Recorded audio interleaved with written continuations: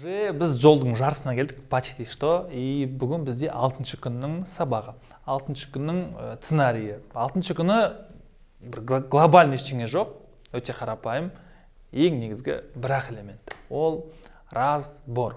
Сіздің өзіңіздің нишаңызға байланысты эксперттік разбор. Ол тікелей эфир арқылы болуы мүмкін, ол там комментарий арқылы болуы мүмкін, ол чек-лист арқылы болуы мүмкін, ол пост арқылы болуы мүмкін, ол сторис арқылы болуы мүмкін.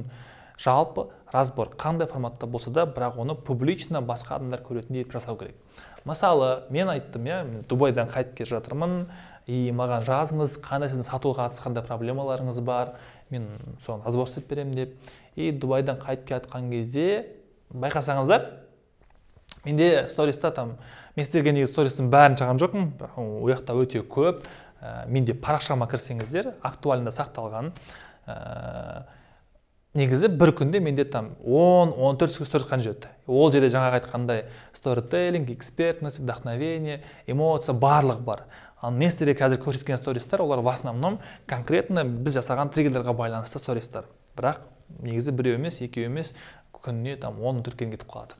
Мына жерде қарасаңыздар, мен қосымша жағында состоянием беріп жатырмын, кейстер көрсетіп жатырмын, тағы бір сторителлинг бастап жатырмын, там картинкамен экспертность көрсетемін деген сияқты. И бізде негізгі разбор былай болған, мысалға мен дайректқа жазыңдар деп сұрап алдым, и бір адам тауып алып, оймақ сабақ деген Мадина деген қыздың жазғанын оқып, и мен оған аудио форматында разбор жасап берді. Ең бастысы бұл разборда ол адамның разборға дейінгі ойы, әсері, и разбордан кейінгі ойы, әсері, эффекті қалай болды. Мысалға мен разборға дейінгі оның жағдайын сұрап алдым, бәрі қандай екен деп, ол жазды, оның барлығын көрсеттім. И одан кейін разбордан кейінгі оның көңіл күйі қалай екенін, не түсінгені, қандай әсерде болғанын тағы да шығардым.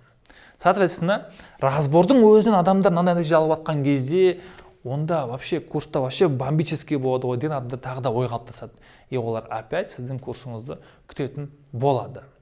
Осымен біздің 6-шы күннің темасы бітеді, и келесі этап уже 7-ші күн.